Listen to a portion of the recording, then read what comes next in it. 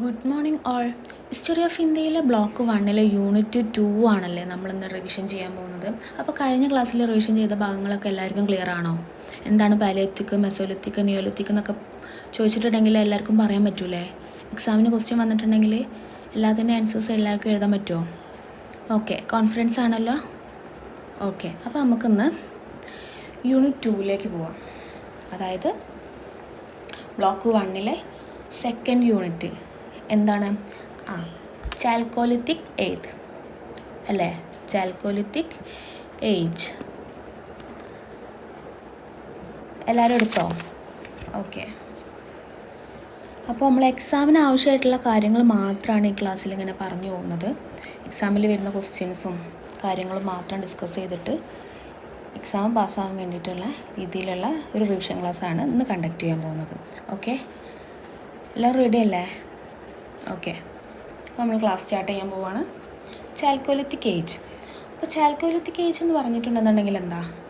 അതെ, താമ്രശിലായുഗം അല്ലേ? ചെമ്പ് യുഗം എന്നും പറയും.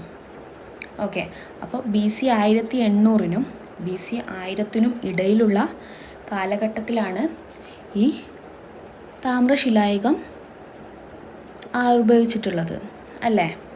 ഓക്കെ, അപ്പോൾ സ്റ്റോൺ ഏജിനും ബ്രോൺസ് ഏജിനും ഇടയിലുള്ള കാലഘട്ടത്തെയാണ് പൊതുവേ നമ്മൾ എന്താ പറയുക? അതെ, ചാൽക്കോലിത്തിക് ഏജ് എന്ന് പറയുന്നത്. അപ്പോൾ ഈ കാലഘട്ടത്തിൽ ശിലായുധങ്ങളോടൊപ്പം ചെമ്പ് ഉപകരണങ്ങളും ഉപയോഗിച്ച കാലഘട്ടത്തെയാണ് ചാൽക്കോലിത്തിക് ഏജ് എന്ന് പറയുന്നത്. അതിൻ്റെ കൂടെ തന്നെ ആദ്യമായി മനുഷ്യൻ ഉപയോഗിച്ച മെറ്റലാണ് ഈ ചാൽക്കോലിത്തിക് ഏജിൽ ഉണ്ടായിരുന്നത്. ആദ്യമായി മനുഷ്യൻ മെറ്റൽ ഉപയോഗിച്ചത് ഏത് കാലഘട്ടത്തിലാണ്? ചാൽക്കോലിത്തിക് ഏജിലാണ്. അത് ക്ലിയർ ആണല്ലോ. അപ്പോൾ അടുത്ത ടോപ്പിക്കാണ് ചാൽക്കോലിത്തിക് സൈറ്റ്സ്. പ്രധാനപ്പെട്ട സൈറ്റ്സ് ഏതൊക്കെയാണെന്ന് നോക്കാം. അഹർ, രാജസ്ഥാനിലെ അഹറും, നവോതാലി, മധ്യപ്രദേശിലെ നവോതാലിയും, കയദ, മധ്യപ്രദേശിലെ കയദയും, ജോർവേ, മഹാരാഷ്ട്രയിലെ ജോർവേയും. ഇതൊക്കെയാണ് ചാൽക്കോലിത്തിക് ഏജിലെ പ്രധാനപ്പെട്ട സൈറ്റ്സ്. അപ്പോൾ നമ്മൾ കഴിഞ്ഞ ക്ലാസ്സിൽ പാലിയോലിത്തിക്കിലും മെസോലിത്തിക്കിലും നിയോലിത്തിലൊക്കെ കുറേ സൈറ്റ്സ് പഠിച്ചിട്ടുണ്ട്. അപ്പോൾ ചാൽക്കോലിത്തിക്കും കൂടെ പഠിക്കുമ്പോൾ അങ്ങോട്ടും ഇങ്ങോട്ടും മാറിപ്പോവരുത്. അപ്പോൾ മാർക്ക് അവിടെ കുറഞ്ഞു പോകും. അപ്പോൾ ശ്രദ്ധിച്ചിട്ട് വേണം പഠിക്കാനേ. ഓക്കെ, അപ്പോൾ ഈ ചാൽക്കോലിത്തിക് സൈറ്റ്സിൽ നിന്ന് എന്തൊക്കെയാണ് കിട്ടിയിട്ടുള്ളത്? ഭക്ഷണത്തിനായിട്ട് അവർ കൃഷി ചെയ്തതിൻ്റെ തെളിവുകളും, വെങ്കല വസ്തുക്കൾ ശേഖരിച്ചതിൻ്റെ തെളിവുകളും, കല്ലുകൊണ്ട് അവർ വീടുകൾ നിർമ്മിച്ചെന്നും, അതുപോലെ തന്നെ ചെളിക്കട്ടകൾ കൊണ്ടിട്ടുള്ള കുടിലുകൾ ഉണ്ടാക്കി, പിന്നെ ഇടയ്ക്കിടയ്ക്ക് കുഴിച്ചിട്ടുള്ള ഇഷ്ടികൾ ഉപയോഗിച്ചു, മൺപാത്രങ്ങൾ നിർമ്മിച്ചു. ഇതൊക്കെയാണ് ഈ ചാൽക്കോലിത്തിക് സൈറ്റ്സിൽ നിന്നും ലഭിച്ചിട്ടുള്ള തെളിവുകൾ അല്ലേ? അപ്പോൾ നെക്സ്റ്റ് ടോപ്പിക്ക് ഏതാണ്? അതെ, ചാൽക്കോലിത്തിക് ടൂൾസ്. അപ്പോൾ ചാൽക്കോലിത്തിക് ടൂൾസ് എന്താണ്? നമ്മൾ കഴിഞ്ഞ ക്ലാസ്സിൽ ഒരുപാട് ഉപകരണങ്ങൾ ഒക്കെ നമ്മൾ പഠിച്ചു. അപ്പോൾ അതൊന്നും മാറിപ്പോകാൻ പാടില്ല. പിന്നെയും പറയാണ്, അങ്ങോട്ടും ഇങ്ങോട്ടും മാറാൻ സാധ്യതയുണ്ട്, അതുകൊണ്ടാണ് പറയുന്നത്. അപ്പോൾ ചാൽക്കോലിത്തിക് ടൂൾസ് എന്ന് പറഞ്ഞിട്ടുണ്ടെങ്കിൽ എന്താ? ആ കാലഘട്ടത്തിൽ ഉപയോഗിച്ച ഉപകരണങ്ങളൊക്കെ ഏതൊക്കെയാണ്? പ്രധാനമായിട്ട് നമ്മൾ എന്താ പറഞ്ഞേ? ചെമ്പ് യുഗമല്ലേ? അപ്പോൾ കോപ്പറുമായിട്ട് നിർമ്മിച്ചിട്ടുള്ള ഉപകരണങ്ങളായിരിക്കും ആ കാലഘട്ടത്തിൽ കൂടുതലും ഉപയോഗിച്ചിട്ടുണ്ടാവുക അല്ലേ?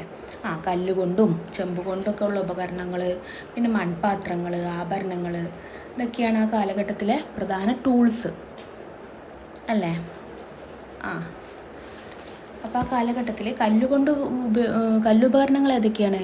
കത്തി, ചൂണ്ടകൾ, അമ്പ്, വില്ല്, ഇതൊക്കെ കല്ലുകൊണ്ട് ഉപയോഗിച്ചിട്ടുള്ളതും, ചെമ്പ് കൊണ്ടുള്ള ഉപകരണങ്ങൾ കത്തി, മത്സ്യബന്ധന ചൂണ്ടകൾ, മഴു, ഉളി, ദണ്ടുകൾ എന്നിവയൊക്കെ ചെമ്പ് ഉപയോഗിച്ച് നിർമ്മിച്ചവയും, മൺപാത്രങ്ങളിൽ കറുത്തതും ചുവന്നതുമായിട്ടുള്ള, കറുപ്പും ചുവപ്പുമായി കലർന്നിട്ടുള്ള മൺപാത്രങ്ങളാണ് അവർ നിർമ്മിച്ചിട്ടുണ്ടായിരുന്നത്.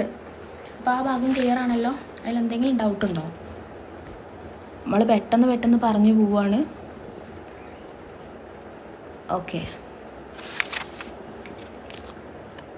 അടുത്ത ടോപ്പിക്കാണ് important features of the chalcolithic period. ഈ കാലഘട്ടത്തിൽ പ്രധാന ഫീച്ചേഴ്സ് എന്തൊക്കെയാണെന്ന് നോക്കിയാലോ? ഓക്കെ, ഉരുക്കി നിർമ്മിക്കാൻ കഴിയുന്ന മെറ്റൽ ആണ് ഈ കാലഘട്ടത്തിൽ ഉപയോഗിച്ചിരുന്നത്. എന്താണ്? ഉരുക്കി നിർമ്മിക്കാൻ കഴിയുന്ന മെറ്റലാണ്. അതായത് കോപ്പർ, ബ്രോൺസ്, സ്റ്റോണ്, ഇതൊക്കെ ഉരുക്കി നിർമ്മിക്കാൻ കഴിയുന്ന മെറ്റൽസാണ് അല്ലേ. മെറ്റൽ ശേഖരിക്കാൻ അവരെന്ത് നടത്തി? ദീർഘദൂര യാത്ര നടത്തി. മെറ്റൽ ശേഖരിക്കാൻ വേണ്ടിയിട്ട് അവർ ദീർഘദൂര യാത്ര നടത്തി. അവർ കൂടുതലും നദീതീരങ്ങളിലാണ് വളർന്നു വന്നത്. ചാൽക്കോലിത്തിക് സൊസൈറ്റി കൂടുതലും വളർന്നു വന്നത് നദീതീരങ്ങളുടെ ഏരിയയിലാണ് അല്ലേ. ഉപകരണ സാങ്കേതിക വിദ്യ വളർന്നതോടെ കൃഷി വിഭവശേഖരണം ആരംഭിച്ചു. ഉപകരണ സാങ്കേതിക വിദ്യയൊക്കെ വളർന്നതോടുകൂടി കൃഷിയിലെ വിഭവശേഖരണം ആരംഭിച്ചു അല്ലേ.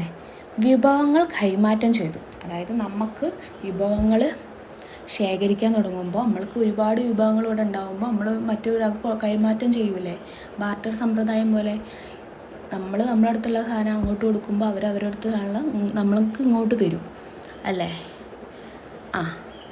പിന്നെ നഗരവൽക്കരണം ആരംഭിച്ചത് ചാൽക്കോലിത്തിക് ഏജിലാണ്.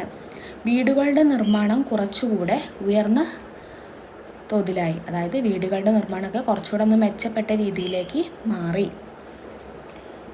പിന്നെ ഇതിൽ ജസ്റ്റ് ഒന്ന് നോക്കാനുള്ള പോയിൻറ്റ്സാണ്. ഈ ചാൽക്കോലിക് സൈറ്റ്സിൽ നമ്മൾ പറഞ്ഞല്ലോ നദീതീരങ്ങളുടെ പ്രദേശങ്ങളിലാണ് അവരുടെ സൊസൈറ്റി വളർന്നു വന്നതെന്ന്. ഏതൊക്കെ നദീതീരങ്ങളാണ്? സിന്ധു, കൃഷ്ണ, ഗോദാവരി, കാവേരി, തുംഗഭദ്ര നദികൾ അല്ലേ. ഏതൊക്കെയാണ്? സിന്ധു, കൃഷ്ണ, ഗോദാവരി, തുംഗഭദ്ര, കാവേരി നദികൾ. അപ്പോൾ ആ ഭാഗം ക്ലിയർ ആണല്ലോ. ഞാൻ ഭാഗത്തിൽ എന്തെങ്കിലും ഡൗട്ടുണ്ടോ? ഓക്കെ. ഇനി അടുത്തത് chalcolithic culture in pre Harappan and Harappan period. അപ്പോൾ ഇതിൽ പ്രധാനമായിട്ടും നമ്മൾ ഒരുപാട് കാര്യങ്ങൾ പഠിച്ചു കഴിഞ്ഞു. അപ്പോൾ കഴിഞ്ഞ ക്ലാസ്സിൽ നമ്മൾ നിയോലിത്തിക് എന്താണെന്നും നിയോലിത്തിക്കിലേക്ക് എത്തിയപ്പോൾ കുറേ മാറ്റങ്ങൾ വന്നു നമ്മൾ പറഞ്ഞില്ലേ. എന്താണ്? കൃഷി ആരംഭിച്ചു, ചക്രങ്ങളുടെ കണ്ടുപിടുത്തം, മൺപാത്രങ്ങൾ, പിന്നെ അവർ മൃഗങ്ങളെ ഇണക്കി വളർത്തി, അങ്ങനെ ഒരുപാട് മാറ്റങ്ങൾ നിയോലിത്തിലേക്ക് വന്നപ്പോഴേക്കും അവർക്ക് സംഭവിച്ചു. അതേപോലെ തന്നെ ചാൽക്കോലിത്തിലേക്ക് വന്നപ്പോൾ എന്താണ്? അതുപോലെ തന്നെ പല രീതിയിലുള്ള മാറ്റങ്ങളും ഉപകരണങ്ങളുടെ നിർമ്മാണമൊക്കെ വ്യത്യസ്ത തരത്തിലുള്ള രീതിയിലേക്ക് ആയി മാറി അല്ലേ. ഓക്കെ. അപ്പം ഇതിലെന്താ പറയുന്നത് വെച്ചാൽ ഗണേശ്വർ ജോധ്പുര കൾച്ചർ, രാജസ്ഥാനിലെ ഗണേശ്വർ ജോധ്പുര കൾച്ചറാണ് ഈ പ്രീ ഹാരപ്പനിൽ പ്രധാനമായിട്ടുള്ളത്. ഹാരപ്പൻ ജനതയ്ക്ക് വേണ്ടി കോപ്പർ ആർട്ടിഫാക്ട്സ് സപ്ലൈ ചെയ്ത കൾച്ചറാണ് എന്ത്? ഗണേശ്വർ ജോധ്പുര കൾച്ചർ അല്ലേ. ഇതിൽ കാലിബംഗനും ബനാവലിയാണ് ഏറ്റവും ഇമ്പോർട്ടൻ്റ് ആയിട്ടുള്ള സൈറ്റ്. കാലിബംഗൻ, ബനാവലിയാണ് ഏറ്റവും ഇമ്പോർട്ടൻ്റ് ആയിട്ടുള്ള സൈറ്റ്. ഓക്കെ. ഇതിൽ വേറെയും കുറച്ച് 7 കൾച്ചറുണ്ട്. അതായത് അഹർ, കൈദ, മാൽവ, സവാൽദ, ജോർവെ, പ്രഭാസ്, രംഗ്പൂർ. അഹർ, കൈദ, മാൽവ, ജോർവെ, സവാൽദ, പ്രഭാസ്, രംഗ്പൂർ. അങ്ങനെ 7 കൾച്ചേഴ്സ് ഉണ്ട്. അത് ജസ്റ്റ് ഒന്ന് നോക്കിയാൽ മതി. അതിൽ പറയുന്നില്ല, ജസ്റ്റ് മിസ്സൊന്ന് ആഡ് ചെയ്ത് തന്നതാണ്. ഓക്കെ. അപ്പോൾ ഈ ഭാഗം ക്ലിയർ ആണല്ലോ. നമ്മളിന്ന് എന്തൊക്കെയാണ് പഠിച്ചത്? ചാൽക്കോലിത്തിക് ഏജ് എന്താണെന്നും ചാൽക്കോലിത്തിക് സൈറ്റ്സ് ഏതാണെന്നും ടൂൾസ് എന്താണെന്നും ഫീച്ചേഴ്സും പിന്നെ ചാൽക്കോലിത്തിക് കൾച്ചറിലെ പ്രീ ഹാരപ്പൻ പീരിയഡ് എന്തൊക്കെയാണ് അല്ലേ. ഈ ഒരു ഭാഗം ക്ലിയർ ആണല്ലോ. ആർക്കും ഡൗട്ടൊന്നും ഇല്ലല്ലോ. ഡൗട്ട് ഉണ്ടെന്നുണ്ടെങ്കിൽ ഇപ്പോൾ ചോദിക്കാം, നമുക്ക് ക്ലിയർ ചെയ്ത് പോവാം.